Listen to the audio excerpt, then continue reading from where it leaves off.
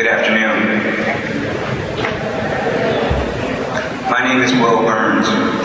About six and a half years ago, shortly after graduating from the college, I attended Barack Obama's campaign kickoff for state senator. Little did I know that my attendance at that event would result in working for him off and on and a lifelong friendship. In the little time that I have, I want to share with you why I think Barack Obama is a great man. Barack has been a tireless voice in Springfield for the poor and the marginalized. His legislative acumen ensured that Illinois' welfare program provided welfare recipients with access to transportation and child care subsidies that made it easier for them to re-enter the workforce. Barack was one of 4 legislators who crafted and passed Illinois' first ever campaign finance law. Barack supports better funding for public schools, creative juvenile crime prevention programs, and expansion of tax credits for low-income workers and families. In short, he's on the right side of every issue that most of the people in this room care about. When he's not in Springfield, he teaches constitutional law and maintains a civil rights practice. He registered over 100,000 minority voters in 1992, and early in his career was a community organizer. He was the first African-American president of the Harvard Law Review. He was listed in Crane's 40 Under 40 and has received numerous awards. These are all great achievements and accomplishments, but they do not, in and of themselves, make Barack great. Dr. King once said, "Everyone can be great because everyone can serve." I believe Barack Obama is a great man because his motivation is to serve the people. Barack is not in public service to enrich his friends and supporters or to be on television or in the newspapers. Barack is infused with the same ethos that Dr. King possessed, an ethos which emphasizes service to humanity as greatness. His work in Springfield, his civil rights practice, and his lectures at the law school are rooted in a spirit that encourages us to believe that things don't have to be the way they are if we serve others rather than ourselves. This is the challenge that Dr. King left us, to wed our self-concern with the concern with others. I'm proud to say that I've had the opportunity to work with a leader whose motivation is service. State Senator Barack Obama.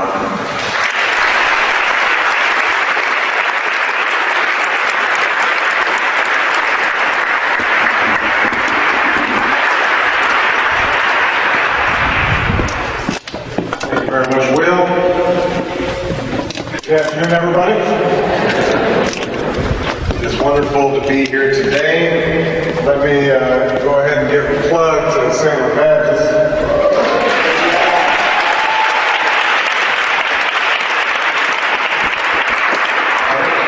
This is just a little appetizer. If y'all really need some religion, you can head down to Roseland and attend services with Reverend Meeks.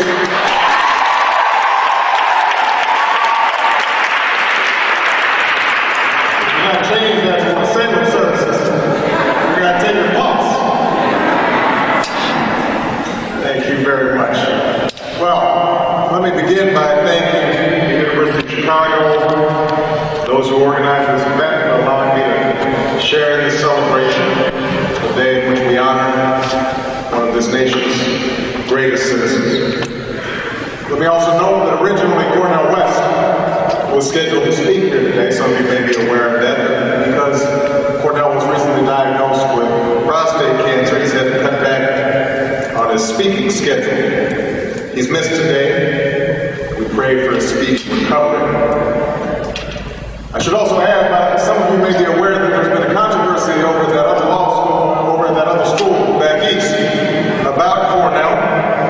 Apparently the new president of Harvard didn't think that it was sufficient that Cornell was one of the country's premier public intellectuals, that authored many books, was on the lecture circuit, an activist.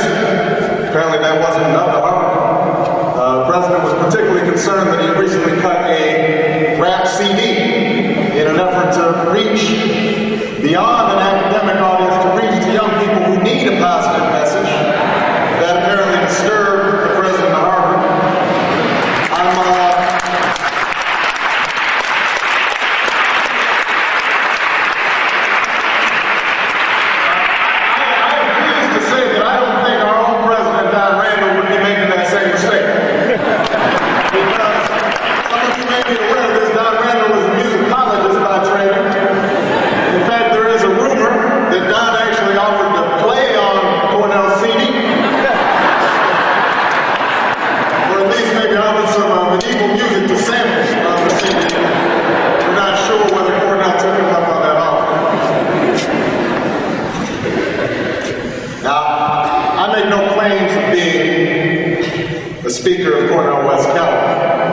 but as an elected official and as a civil rights attorney, it is true that I'm often asked to speak at various Martin Luther King Day events.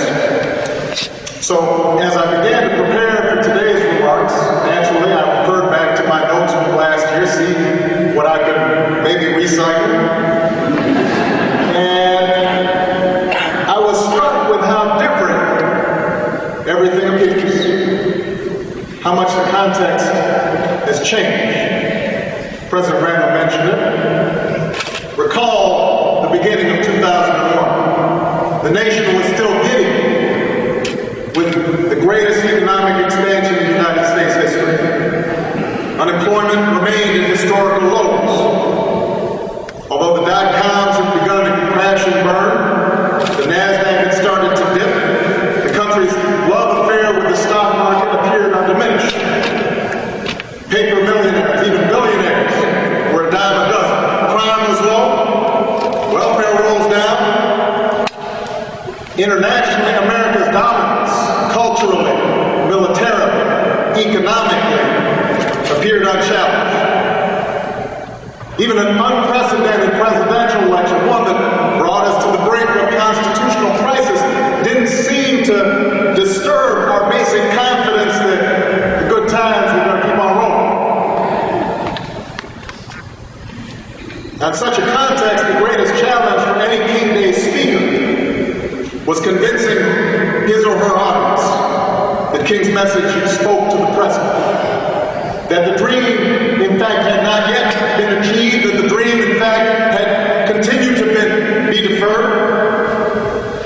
That achieving the dream called for more than simply a self-congratulatory event in which we all listen to selections of spirituals and recite, "I have a dream," and extol the virtues of diversity, and then at the end of it, we all go back to our jobs and our homes and keep on doing the same things we've been doing.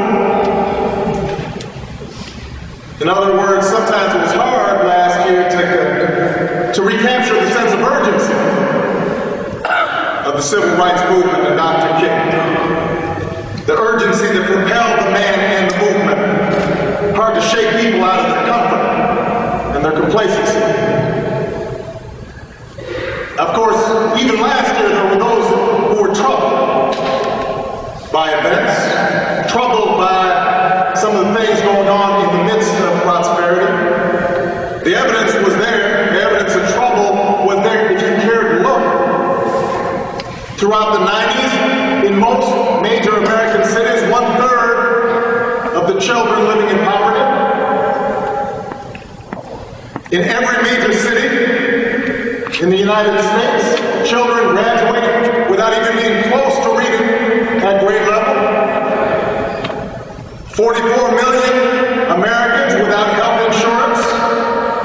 Among African American males, 1/3 to 1/4 caught up in the criminal justice system, so that the number of young men incarcerated exceeded the number enrolled in colleges and universities.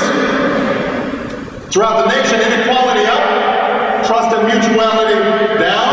Internationally, in Kosovo, Indonesia, in the Congo, Colombia, the Middle East, the chronicle of despair and repression and hunger and death. The evidence was there if we cared to look.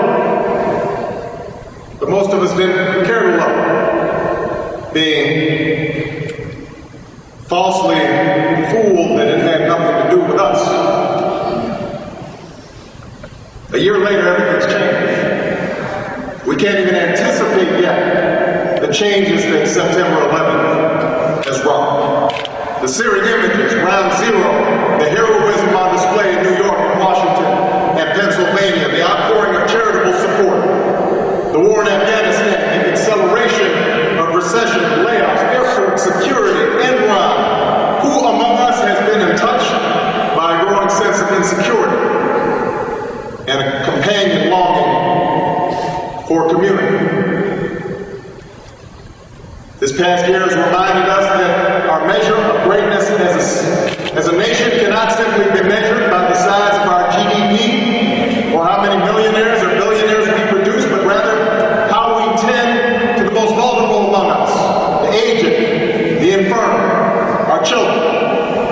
This past year has reminded us that our greatness as a city can't just be measured by the height of our skyscrapers, or how many NBA or NFL championships we win, but rather how many homeless are huddled under wiper drive on a cold and windy night. This past year reminds us that there's a different measure of greatness.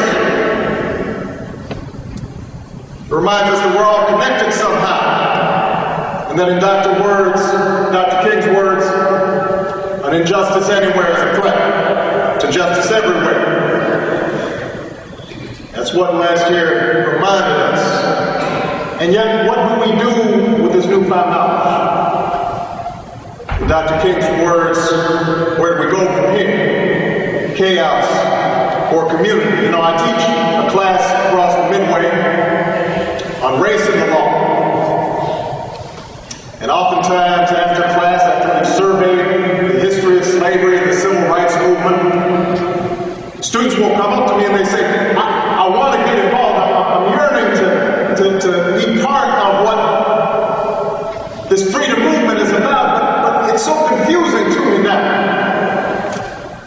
Things seem so much more complex than they did during the civil rights movement, because although battling Bull Connors, the fire hoses, the attack dogs, the dangers were great. The risks daunting, but the clarity of purpose, the rightness of the struggle, was greater still. It seems so much more confusing today. How do we get involved in the drug trade in our communities? How do we deal with the violence among our own children? Who is the enemy in those kinds of battles? It's one thing to fight to sit at the lunch counter, but how do we assure that people are going to have the jobs to pay the meal? That their jobs aren't going to be discarded because of a banking crisis in Argentina or some new technology?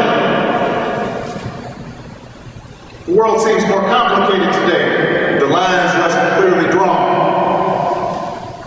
And I admit that I don't have all the answers to the multiple challenges that we face.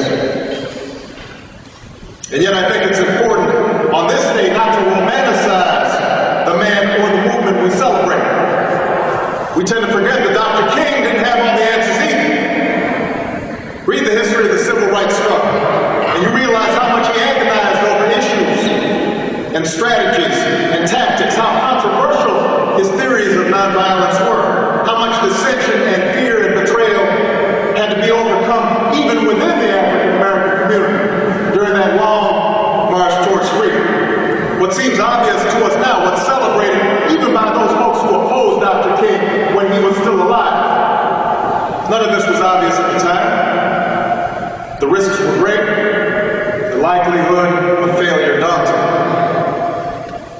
What kept Dr. King going, what kept others in the movement going, wasn't a lack of controversy, it wasn't an absence of doubt. What kept Dr. King going was a firm set of principles, the basis for action in the midst of confusion. Now, I won't try to, in the few minutes remaining to me, reduce the entire philosophy of Dr. King. That would do him an injustice.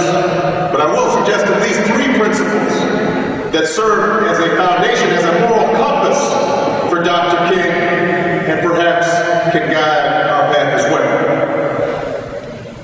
The first was implicit in a number of remarks that preceded me, the principle of empathy.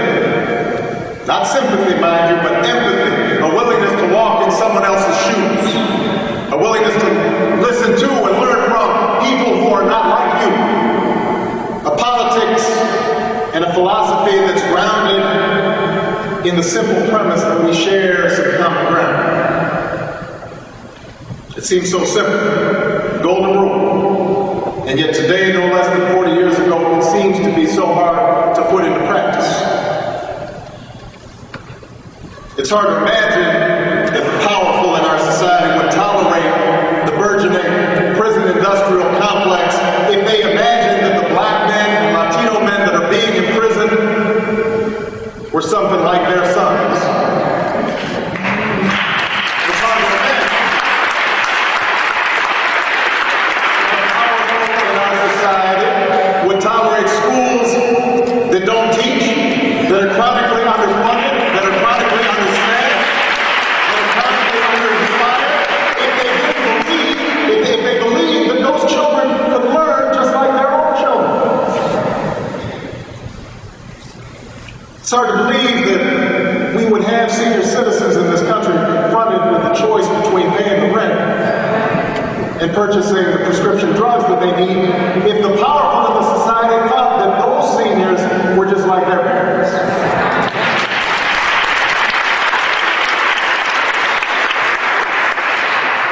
It seems like we've got an empathy shortage, an empathy deficit, more serious than the federal budget deficit. We've become so cynical that it almost seems naive to believe that we can understand each other across the gulf of race or class or region or religion. It's so much easier to retreat into what's familiar to us, to stay in our own neighborhoods, to organize around the tribe. And yet without the belief of common ground or common hopes of common dreams, what chance do we have? The philosophy of nonviolence only makes sense if the powerful can be made to recognize themselves in the powerless. It only makes sense if the powerless can be made to recognize themselves in the powerful. Now, the principle of empathy gives broader meaning, by the way, to Dr. King's philosophy of nonviolence. I don't know if you've noticed, but rich people are all for nonviolence.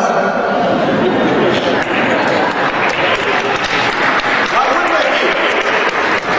They've got what they want. They want to make sure folks don't take their stuff. But the principle of empathy recognizes that there are more subtle forms of violence to which we are answerable. The spirit of empathy condemns not only the use of fire hoses and attack dogs to keep people down, but also accountants and tax loopholes to keep people down.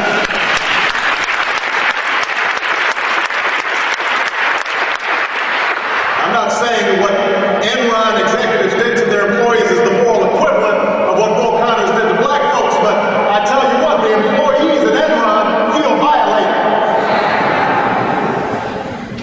When a company town sees its plant closing because some distant executives made some decision despite the wage concessions, despite the tax breaks, and they see their entire economy collapsing, they feel violence. When American companies export arms across the globe, no questions asked, and they end up in the hands of right-wing militias, that's sure enough violence. An empathy shortage. But it's not just the rich and powerful that need the infusion of empathy. The attackers on September 11th could not have done what they did with looking into the eyes of a child on a plane. They recognized their own child. The gangbanger who shoots into a crowd of innocents can't do that if he recognizes himself in the other and thinks that the world is worth something. Even those among us who adhere to nonviolence, who talk a good game about social change, the activists and the academics, we've got our own empathy shortage. And I'm not very sympathetic to the idea of political correctness. A lot of times it seems to me that that's just a strategy for folks who want to say rude and insensitive things to avoid criticism. And yet what is also true is that there are times when the folks on our side in this room will engage in identity politics that aren't interested in redeeming the tyrant but putting him down, that are more interested in symbolic victories rather than trying to figure out how we can find some common ground. We do that. An empathy shortage. That's what the principle of empathy does. It calls us all to task. The heartless conservative and the patronizing liberal, the powerful and the powerless, the oppressed and the oppressor. No one is exempt from finding common ground. Because no one is exempt, it forces all of us to examine our own actions, our own belief systems. It shakes us out of our complacency and protects us from our own blindness, our own own self-righteousness, our own fanaticism. When Dr. King stood on the steps of the Lincoln Memorial, he didn't say it's a black thing you can't understand. He said it's a human thing. You must understand.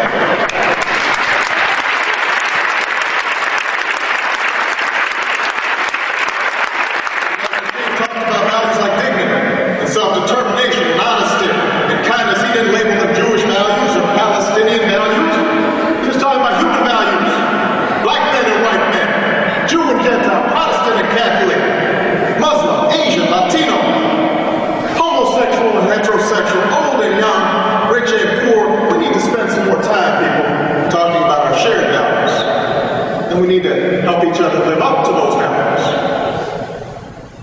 Which brings me to the second principle, taking responsibility for our actions. This was an essential part of Dr. King's message, one that is too often forgotten. But I wanted to point out that when he talked about responsibility, he didn't get caught up in the either-or debates that seem to plague us today, that dominate our public discourse. You know what I'm talking about. You turn on those morning talk shows, and either society is to blame for everything, or it's these individuals who are to blame for everything. Either there's no racism in society, and black folks are at fault for everything that's happened to them, or else the system is responsible for everything bad happening to black folk, marrying Mary smoking crack to O.J. Simpson getting arrested. It's all the white man's fault. Dr. King didn't buy into either-or debate. He spoke about individual responsibility and collective responsibility. Recognize that to solve our racial dilemma, to solve the broader divide that now confront us in the world, we must all step up to the plate. You know, Will mentioned that I'm often working on the issue of public education. And Illinois, like many states in the country, has an educational system that is funded on property taxes and is fundamentally unjust. So that you have folks up in Winnetka, pupils who are getting 5 times as much money per student as students in the south side of Chicago. It makes no sense. We've got to change it. And yet when I go and talk to PTAs, I remind them, you know, more money won't make a dime's bit of difference if when your child comes home from school, you don't turn off the television set.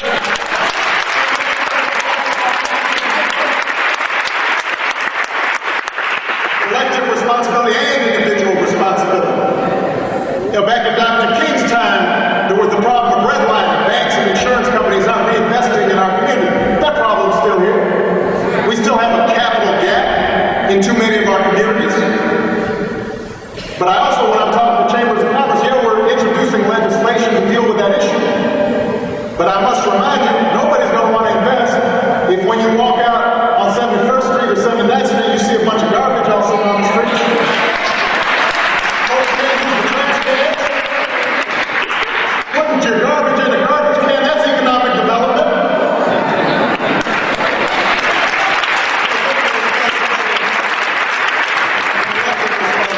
Dr. King understood this. And the concept of individual responsibility begins with involvement in our collective lives. You know, we've got to get beyond this privatization of everything. We all love our own private lives.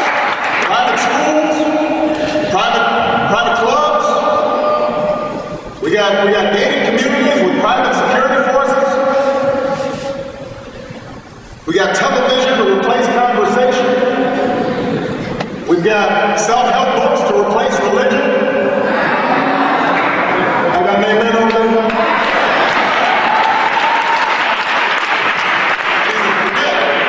The quality of our private individual lives ultimately depends on our collective lives. Dr. King understood this. He'd be mad if he saw us sitting around waiting for a Messiah to come. Without Rosa Parks, there is no Dr. King. Without a whole bunch of women hired after working in somebody else's house all day, being willing to walk home, and then wake up in the morning and walk back to work, there is no Dr. King. We've got to take responsibility not only for our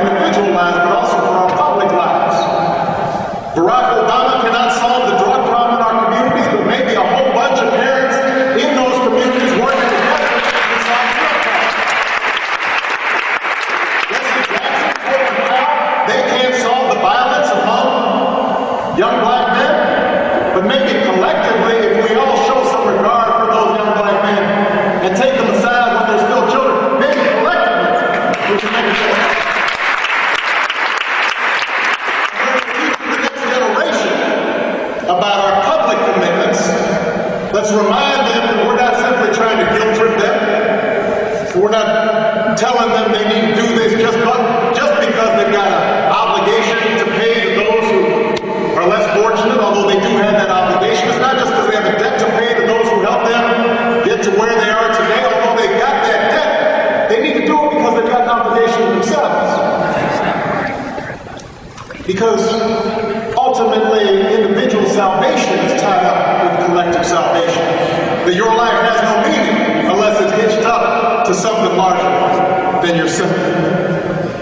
Which brings me to the last principle, the most important principle, the principle of hope. That's Dr. King's most lasting legacy, his most important gift to us. The belief in things not seen, the belief that there are better days ahead.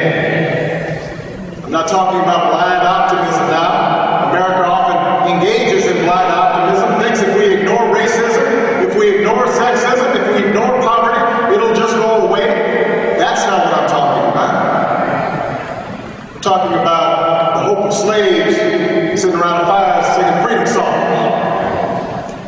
I'm talking about the hope of parents after 4 little girls are killed in a bomb in Birmingham.